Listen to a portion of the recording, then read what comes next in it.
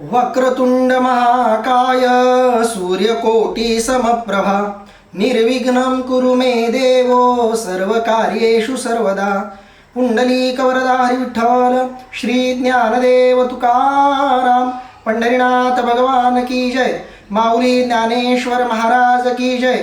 जगद्गुरु संत तुकाराम महाराज की जय. सब संतन की जय.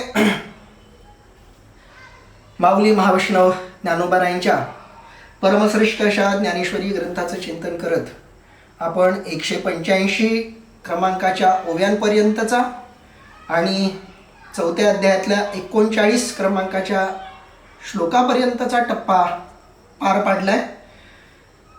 आज आपण ही 39व्या क्रमांकाच्या श्लोकावर माऊलींनी केलेलं निरूपण आणि 186च्या पुढील ओव्यांचं चिंतन आज करणार आहोत.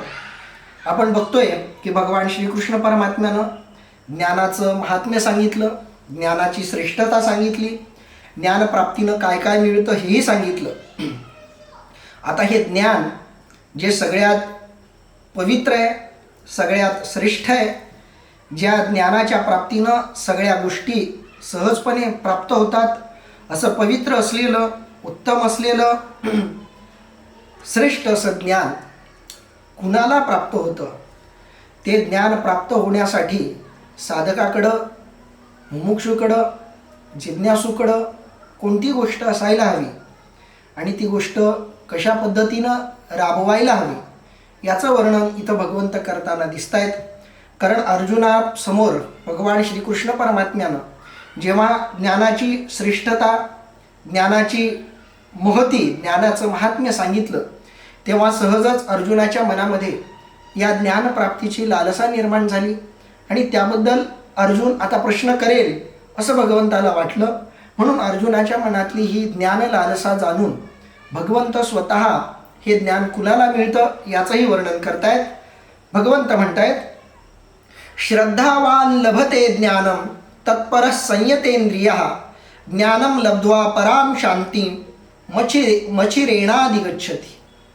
अर्थात ज्याची वेद व गुरु यांच्या ठिकाणी श्रद्धा आहे, जो ज्ञान संपादनाविषयी तत्पर आहे व ज्याचे इंद्रियांचा संयम केला आहे त्यालाच ज्ञान प्राप्त होते. आणि हे ज्ञान प्राप्त झाले असता श्रेष्ठ अशी शांती म्हणजे मोक्ष त्याला तत्क्षणीच त्वरित प्राप्त होतो. अर्थात हे ज्ञान कुणाला प्राप्त होतं याचं वर्णन करताना भगवंतानं सगळ्यात महत्त्वाची गोष्ट सांगितली, श्रद्धावान लभते ज्ञानम. ज्याच्या ठिकाणी श्रद्धा आहे त्याला ज्ञान मिळतं. आता इथं अर्थ देताना ज्यांची वेद व गुरु यांच्या ठिकाणी श्रद्धा आहे असं म्हटलंय. अर्थात त्या श्रद्धेला एक मर्यादित असं स्वरूप या अर्थातून देण्याचा प्रयत्न झालेला आहे. असं जरी असलं तरी ज्ञानप्राप्तीसाठी श्रद्धा ही एक अनिवार्य अट आहे असं आपल्याला इथं दिसतंय. माऊली या श्लोकाचं काय निरूपण करतायत ते आता आपण बघूयात. माऊली म्हणतायत, तरी आत्मसुखाची या गोडिया विटे जो का सकळ विषया जयाच्या ठाई इंद्रिया मानू नाही. अर्थात तरी आत्मसुखाविषयी गोडी उत्पन्न झाल्यामुळे ज्याला सर्व विषय सुखाचा वीट येतो आणि ज्याच्या ठिकाणी इंद्रियांची प्रतिष्ठा नाही. अर्थात माऊलींचं विवेचन आणि भगवंताचं निरूपण याच्यामध्ये आपल्याला एक छोटासा भेद इथं बघायला मिळतोय. भगवंतानं श्लोकाची सुरुवात करताना थेट श्रद्धावान लभते ज्ञानम असं म्हटलंय. ज्ञान कुणाला मिळतं तर ज्याच्याकडे श्रद्धा आहे त्याला ज्ञान मिळतं. पण भगवंताचा या श्लोकाचं निरूपण करताना माऊलींनी आपल्या निरूपणाची दिशा थोडी बदललेली आहे. माऊली थेट श्रद्धेकडे वळत नाहीयेत, तर श्रद्धा निर्माण करण्याचा प्रवाह, श्रद्धेचा जन्म जिथून होतो तिथून माऊली श्रद्धेकडे जात आहेत. कारण भगवंत थेट श्रद्धा असं ज्ञानप्राप्तीचं साधन सांगतायत.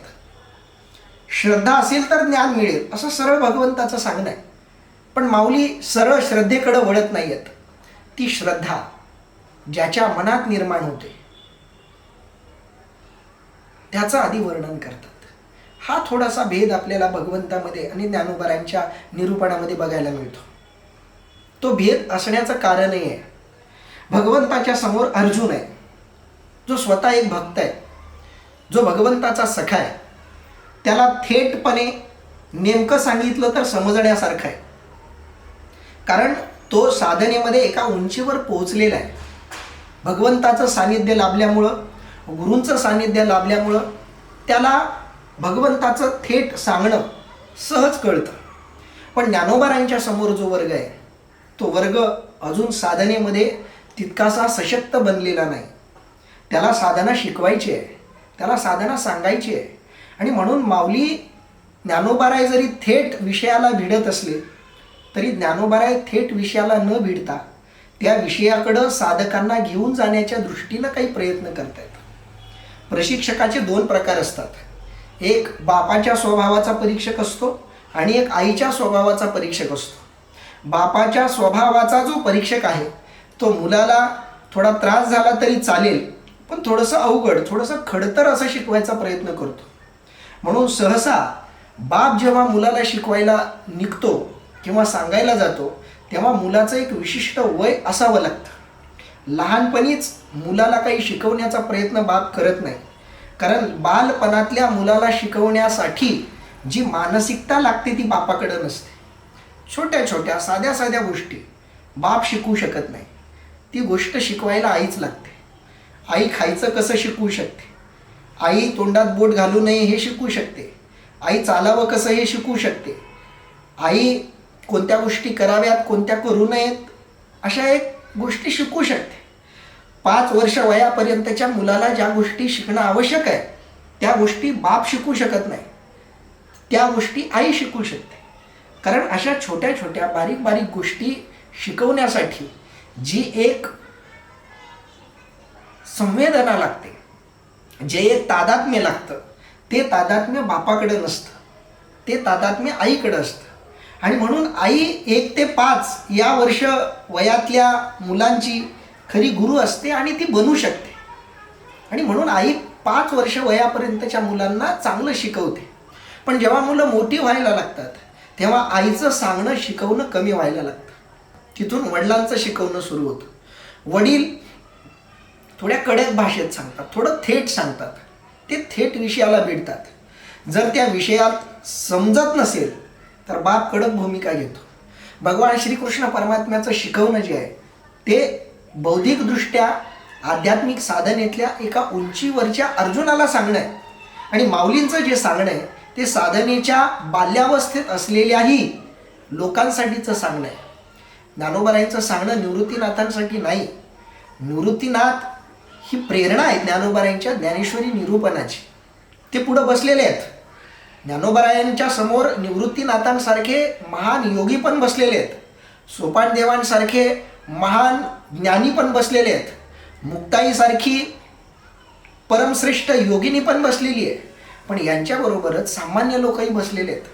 ज्ञानोबाराय निवृत्तीनाथांसाठी, सोपानदेवांसाठी, मुक्ताईसाठी ज्ञानेश्वरी सांगत नाही आहेत.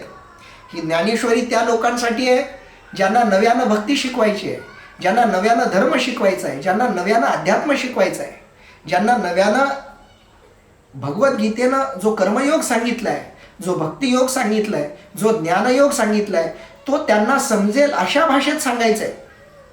आणि म्हणून ज्ञानोबारायांची भाषा थोडी सौम्य आहे.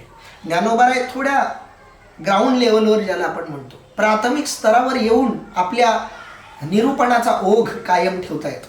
आणि म्हणून भगवंत थेट श्रद्धावान लभते ज्ञान म्हणत असले तरी ती श्रद्धा कशी जन्माला येते, त्या श्रद्धेसाठी ज्या गोष्टी आवश्यक आहेत तिकडून माऊली श्रद्धेकडे वळत आहेत. आणि म्हणून माऊली म्हणतायत तरी आत्मसुखाची आगोडिया विटे जो का सकळ विषया जयाच्या ठाई इंद्रिया मानू नाही. मानू शब्दाचा अर्थ आहे प्रतिष्ठा. जो आत्मसुखाच्या गोडीमुळं सर्व विषयांच्या बद्दल विटलेला आहे आणि ज्याच्या ठिकाणी इंद्रियांच्या बद्दल कोणत्याही प्रकारची आवड नाही, इंद्रियांना जो प्रतिष्ठा देत नाही असा या ओवीचा अर्थ आहे.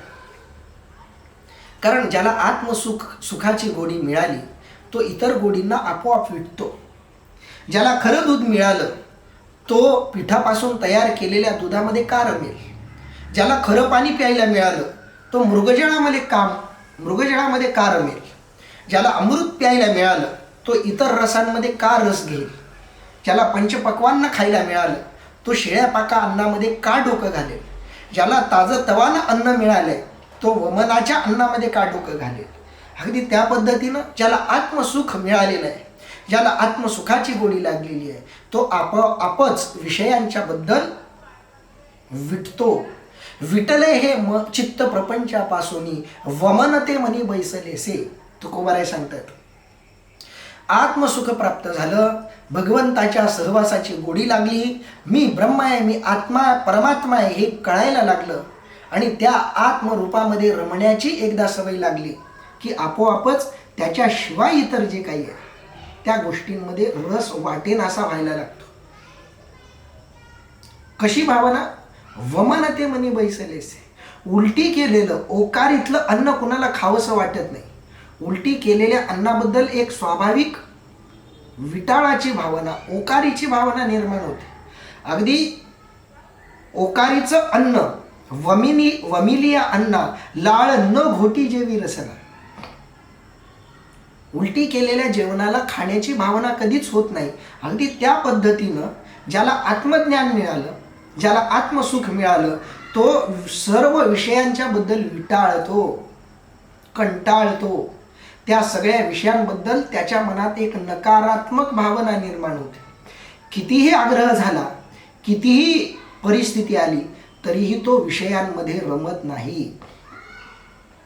कारण जो पंचपक्वान्नामध्ये जेवणार आहे, पंचपक्वान्नांमध्ये रमणार आहे, तो विटाळलेलं शिळं पाकं अन्न कधीही खाणार नाही. अगदी त्या पद्धतीनं ज्याला आत्मसुख मिळालं, आत्मसुख म्हणजे या जगातलं सगळ्यात श्रेष्ठ असं सुख, जिथं मीच मला भेटतो, जिथं माझीच मला ओळख होते, जिथं आत्मा परमात्म्यात विलीन होतो, जिथं लहरी सागरात विलीन होतात, जिथं जीव ब्रह्मात एक रूप होऊन जातो, जिथं शरीरत्व, मानवत्व देवत्वामध्ये विलीन होतो. त्या देवत्वाच्या प्राप्तीमध्ये, परमात्मा प्राप्तीमध्ये, ब्रह्मलीन अशा अवस्थेमध्ये इतर कोणत्याही गोष्टीची गोडी वाटत नाही. कारण एक आत्म्याला सुख देणारा पदार्थ आहे आणि दुसरा शरीराला सुख देणारा पदार्थ आहे. आणि शरीरापेक्षा आत्मा हा श्रेष्ठ स्थानी आहे. आत्मा अविनाशी आहे, आत्मा निर्विकार आहे, आत्मा सर्वसंपन्न आहे, आत्मा चैतन्यवान आहे, आत्मा सर्व शक्तिमान आहे, आत्मा सबंध ब्रह्मांडाचा मालक आहे. शरीर नश्वर आहे, संपणार आहे, घाणीनं भरलेलं आहे, शब्द काल परिस्थिती यांनी मर्यादित आहे. म्हणून जे विषय देश काल परिस्थितीनं भरलेल्या, मर्यादित असलेल्या, विकारांनी भरलेल्या, नाशिवंत अशा पदार्थांनी भरलेल्या, शरीरांना सुख देणाऱ्या पदार्थामध्ये आत्मसुखामध्ये रमणारा आत्मा कधीही रमणार नाही. आणि म्हणून आत्मसुखाच्या गोडीमुळं आपोआपच सर्व विषयांबद्दल त्याच्या अंतःकरणात विटाळाची भावना निर्माण होते आणि म्हणून त्याच्या ठिकाणी इंद्रियांना मानच नसतो. इंद्रिय त्याच्यासाठी साधन आहे, इंद्रिय त्याच्यासाठी सेवक आहे, इंद्रिय त्याच्यासाठी गुलाम आहे. इंद्रिय गुलाम असणं आणि इंद्रियाचा गुलाम असणं या दोन जीवन जगण्याच्या पद्धती आहेत. शरीराचा गुलाम कोण आहे? जो शरीराचा ऐकतो. डोळ्याला बघावं वाटतं तिथं डोळ्यांना घेऊन जातो, कानाला ऐकावं वाटतं तिथं कानांना घेऊन जातो, सुगंध ज्याचा घ्यावा वाटतो तिथं नाकाला घेऊन जातो, शरीराला जिथं सुख मिळतं तिथं शरीराला घेऊन जातो. त्याला आपण शरीराचा गुलाम म्हणतो. जो आत्मा शरीराचा गुलाम झालेला आहे, जे मन शरीराचा गुलाम झालेलं आहे, त्याचा मालक शरीर असतं आणि ते शरीर त्या चैतन्याला राबवत असतं, त्या जीवात्म्याला राबवत असतं. आणि म्हणून शरीर सुखामध्ये तो आत्मा लुप्त होऊन जातो, तो जीवात्मा लुप्त होऊन जातो आणि या जीवाला मग शरीर जे सांगतं तेच पूर्ण करावंसं वाटतं. विषयाच्या लालून चालूनमध्ये मग तो जीवात्मा रमायला लागतो. पण ज्या जीवात्म्याला या शरीरामध्ये कोणत्याही प्रकारचा रस आता उरत नाही, जेव्हा हा जीवात्मा शरीराला गुलाम मानायला लागतो आणि स्वतःच स्वतःचा मालक बनतो, आत्मा हे त्याचं रूप त्याला कळायला लागतं आणि आत्मतत्व कळालं की मीच माझा मालक हे कळतं आणि शरीर माझ्या दास्यत्वासाठी हे आहे हेही त्याला कळतं. माझ्यामध्ये ज्या संवेदना निर्माण होतील, माझ्यामध्ये ज्या लहरी निर्माण होतील, त्यांना पूर्ण करण्यासाठीचं माध्यम असलेलं हे शरीर म्हणजे माझं गुलाम आहे. आणि या गुलामाला गुलामाची वागणूक दिली पाहिजे या भावनेनं तो शरीराला गुलामासारखं मानतो. आणि म्हणून त्याच्या अंतःकरणात इंद्रियाच्या बद्दल मान नसतो, प्रतिष्ठा नसते. तो शरीराचं लालून चालून करत नाही, तो शरीराचे लाड करत नाही. याचा अर्थ तो शरीराला खाऊ पिऊ घालत नाही असंही नाही. आपण आपल्या गुलामाला, आपल्या घरी ठेवलेल्या नोकरालाही खाऊ पिऊ घालतो, पण त्याला इतका मान देत नाही जितका मान आपण आपल्या लेकराला देतो, किंवा जेवढा आपण मान आपल्या कुटुंबातल्या लोकांना देतो तेवढा मान आपण आपल्या नोकराला देऊ शकत नाही, देत नाही. का तर नोकराची ऐपत वेगळी आहे.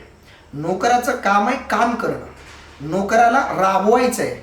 आणि राबवणंही फुकट नाही, त्याचा एक वेगळा मोबदला आपण त्याला देत असतो. तसं या शरीराला नोकर म्हणून राबवायचं आहे, पण याचा अर्थ त्याला कोणताच मोबदला द्यायचा नाही असं मात्र नाही. या शरीराला खाऊ पिऊ घालायचं, पण इतकंही खाऊ पिऊ घालायचं नाही की हे सुकून जाईल, म्हणजे सोकून जाईल, आपल्या चांगलं टेक. आपण नोकराला एक पगारसुद्धा मर्यादित देतो. जेवढा पगार मला आहे तेवढाच पगार मी माझ्या नोकराला देणार नाही, देऊ शकणार नाही. अगदी त्या पद्धतीनं या शरीराचे लाड, जो शरीराचा भोगी आहे, जो इंद्रियांच्या अधीन गेलेला आहे, तो शरीराचे जेवढे लाड करतो, तो शरीराचे किती लाड करतो, त्याच्या ऐपतीच्या पलीकडं तो शरीराचे लाड करतो. जो जीवात्मा शरीराचा गुलाम बनलेला आहे, तो या शरीराची गुलामी त्याच्या मर्यादेच्या पलीकडे जाऊन करतो. विषयांच्या परिपूर्तीसाठी तो नैतिकता बाजूला टाळतो, तो सामाजिक बंधनं बाजूला टाकतो, नैतिकता बाजूला फेकतो, दुर्गुणांचा अंगीकार करतो, पण इंद्रियांच्या लालसा तो पूर्ण करतो. पण जो आत्मतत्वाच्या ठिकाणी स्थिर झाला आहे त्याला मात्र या शरीराला जगण्यापलीकडे काही द्यावंसं वाटत नाही. या शरीराला जगण्यापुरतं खाणं, जगण्यापुरतं पाणी आणि जगण्यापुरते बाकीचं लालून चालून तो या शरीराचं करतो. याच्या पलीकडं तो शरीराला कोणत्याही प्रकारची प्रतिष्ठा देत नाही. म्हणून जयाच्या ठाई इंद्रिया मानू नाही. जो मनासी चाड न सांगे, जो प्रकृतीचे केले नेघे, जो श्रद्धेचे निसंभोगे सुखी असा. आता मात्र माऊली भगवंताच्या थेट सांगण्याकडे भिडतायत, ज्याचा अर्थ आहे जो मनाला सुद्धा आपली इच्छा कळू देत नाही, जो प्रकृती कार्य म्हणजे माया कार्य आपल्यावर लादून घेत नाही व गुरुशास्त्राधिकांवर पूर्ण श्रद्धा ठेवून जो संतोष पावला आहे, जो मनाशी चाड न सांगे. चाड शब्दाचा अर्थ इच्छा, जो आपली इच्छा मनालाही कळू देत नाही. मन चंचल आहे, मन वाऱ्यासारखं आहे, इंद्रिय मनाच्या स्वाधीन आहेत. त्याच्या पलीकडं आत्मतत्व आहे. आत्मतत्वाला मायेचा बाध झाला की मन जन्माला येतं आणि मनाला आणखी मायेचा बाध झाला की मग 4 प्रकारचं अंतःकरण जन्माला येतं. मन, बुद्धी, चित्त आणि अहंकार या मनाच्या 4 अवस्था जन्माला येतात. आणि याच्यात पुन्हा आणखी माया शिरली की मग विकार जन्माला येतात. ज्याचे विकार संपले त्याचं अंतःकरण स्थिर झालं.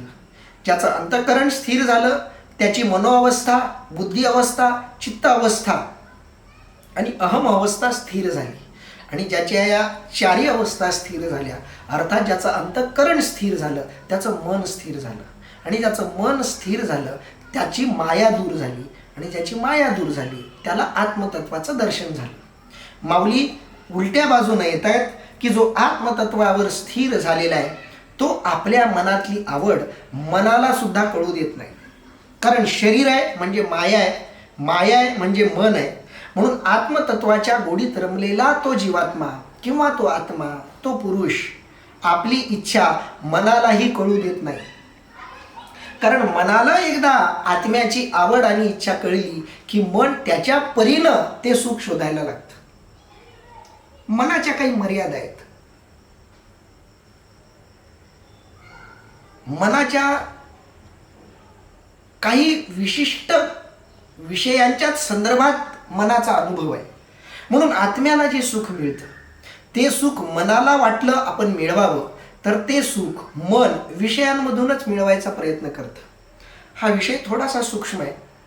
आत्मज्ञानी पुरुष आपल्या मनातली म्हणजे आपली इच्छा मनाला का सांगत नाही, याचं सूक्ष्म कारण असं आहे की आत्मतत्वामध्ये रमणारा जो जीवात्मा आहे किंवा जो आत्मा आहे त्याला आत्मानुभवातून, परमात्मानुभवातून, ब्रह्मलीनतेतून ज्या सुखाचा अनुभव येतो ते सुख मनाला कळलं, मनाला जाणवलं तर मन तेच सुख मिळवायचा प्रयत्न करतं. पण मनाला आत्मतत्व, परमात्मतत्व, ब्रह्मतत्व माहिती नाही. मनाच्या आवाक्यातल्या त्या गोष्टी नाही आहेत, मनाच्या पात्रतेत ते येत नाहीत. मग मन काय करतं, तशा प्रकारचं सुख इतरत्र शोधायला जातं. म्हणजे अगदी तसंच खरं दूध बघून काही लोकांना वाटतं की असं खरं दूध पाण्यात पीठ कालवलं की तेच दूध आपल्याला बघायला मिळेल. विषयांमध्ये जीवाला किंवा मनाला जे सुख अनुभवाला येतं ते सुख खोट्या दुधासारखं आहे, ते सुख मृगजळासारखं आहे, ते सुख मायाबाधित आहे, ते सुख भासमान आहे. का भासमान आहे, तर मनाला खऱ्या सुखाचा अनुभव नाही. ज्या दिवशी मनाला आत्मसुख मिळेल त्या दिवशी मन संपून जाईल, मन आत्मतत्वात विलीन होईल. आणि म्हणून शरीर